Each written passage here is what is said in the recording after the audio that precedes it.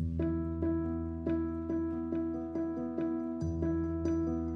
m'appelle Camille Bracelet, je suis artiste photographe. Je travaille le médium photographique autour du corps, du personnage, du décor. Et mon travail est beaucoup centré sur la couleur et sur les environnements. J'ai d'abord fait un parcours Beaux-Arts où je me suis beaucoup intéressée à la peinture, au modelage. Dans mon travail, j'ai plusieurs manières de procéder, mais la plus courante, c'est souvent de partir de l'idée, de faire des croquis. J'aime beaucoup dessiner, beaucoup écrire. Et en fait, je vais partir de l'imagination d'un décor qui souvent n'est pas réel, qui est imaginaire. Et après, je vais essayer de trouver des lieux qui sont bien réels, qui ne sont pas des décors fabriqués, pour essayer de mettre en place mes idées. Ensuite, je vais aller rechercher des modèles qui correspondent, qui sont toujours finalement plus comme des personnages que je vais habiller. Donc je vais aller chercher aussi les tenues, des bonnes couleurs, etc. De l'idée à la prise de vue, il peut vraiment se passer beaucoup de temps parce que c'est vrai que le travail de préparation en amont est assez conséquent. Par exemple, il peut y avoir 3 mois comme presque 2 ans entre une première idée, des croquis, puisque je travaille aussi des fois sur plusieurs séries en même temps. Ma première série, on va dire, c'est la série À côté. En fait, j'ai toujours aimé ces intérieurs un petit peu hors du temps, colorés. Chez ma grand-mère, il y avait ces pièces colorées, la salle de bain jaune, la chambre verte par exemple. Et ça, je pense qu'au fur et à mesure, ça m'a beaucoup nourrie, ça m'a beaucoup inspirée.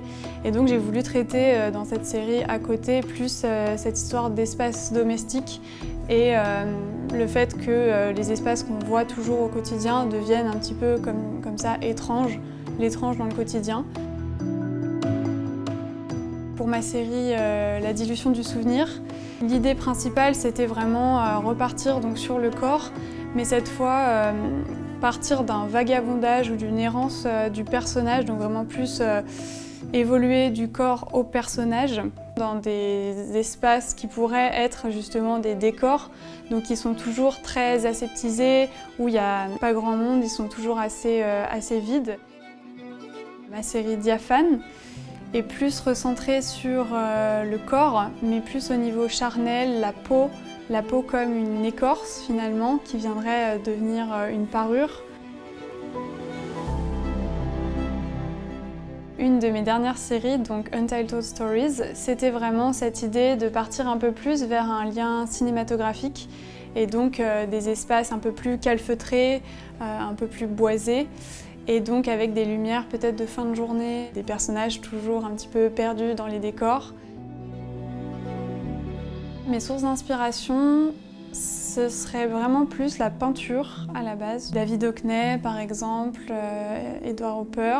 J'aime beaucoup en fait dans la peinture les aplats, les couleurs. Et c'est vrai que par exemple dans le travail d'Hopper, il y a beaucoup la femme, la fenêtre. Dans le cinéma aussi, j'aime beaucoup Wes Anderson, mais aussi le théâtre. Cette idée de décor où on aurait l'impression que le décor est faux, qu'il a été fabriqué sur le moment. J'aime beaucoup ces fenêtres, les portes et les surcadrages, le hors-champ aussi, beaucoup les reflets, les miroirs. Et puis il y a aussi cette idée de set design, on va dire, donc de choisir des objets qui vont devenir après pour moi presque des objets fétiches, on va dire. Par exemple le téléphone vert qu'on a dans la série Untitled Stories, ou la robe jaune aussi dans cette même série. La couleur est très importante dans mon travail. J'ai toujours des palettes de couleurs qui reviennent assez souvent, donc les couleurs un petit peu pastel. Et c'est vrai que j'aime beaucoup les couleurs un petit peu passées, donc je dirais hors du temps quand même, mais il y a toujours un univers un petit peu années 50-60 qui me parle beaucoup, dont le bleu pastel, le rose pastel qui reviennent assez souvent. Je vais habiller, donc je vais aller chercher aussi les tenues, des bonnes couleurs, etc. Créer une palette de couleurs pour l'ensemble. Dans mon travail, il y a toujours un lien justement entre la fiction, la réalité et les pistes peut-être qui sont brouillées entre les deux. La frontière entre réalité et fiction est justement souvent poreuse et floue et c'est ce que j'aime justement, c'est l'endroit où j'aime me situer pour mes mises en scène et pour mes histoires.